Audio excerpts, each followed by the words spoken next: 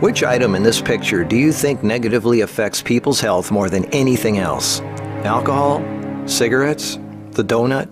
Hamburger? Sure, they're all pretty bad for you, but most people know that and at least try to limit their intake somewhat to these items, even a little bit. But it's the things we don't think about that can really cause damage. Things we use every day so regularly we don't even think about how its constant use could actually be killing us. The real culprit is the chair.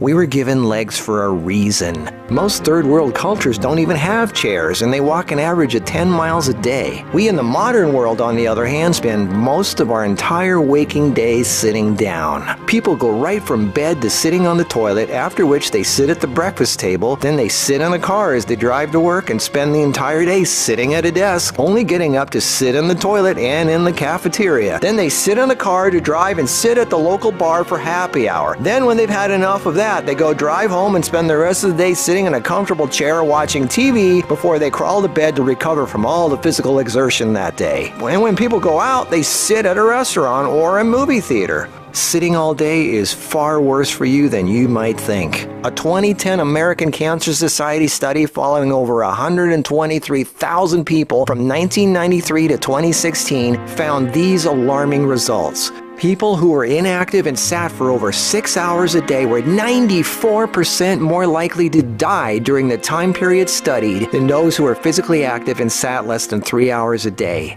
That's almost 100%. And get this, findings were independent of physical activity levels. The negative effects of sitting were just as strong in people who exercised regularly. 60%, that's over half of employees surveyed, were convinced they would be more productive if they had the option to work on their feet. Medical experts have started referring to long periods of physical inactivity and its negative consequences as sitting disease. Below this video are links to an endless list of medical studies showing physical inactivity and low fitness are serious threats to cardiovascular health. Even with a low body fat index, sitting has been linked to non-alcoholic fatty liver disease. Studies showing differences in brachial and femoral artery responses to prolonged sitting. Studies showing reducing sedentary time may protect DNA. Sedentary lifestyle has been linked to depression. How sitting less increases muscle mass. Multiple studies linking diabetes to inactivity and sitting. Cells in idle muscles don't respond well to insulin, so the pancreas produces more and more, leading to diabetes. And how 5 minutes of standing every half hour can improve glucose metabolism and really help postmenopausal women who are pre-diabetic. Blood pressure drops when standing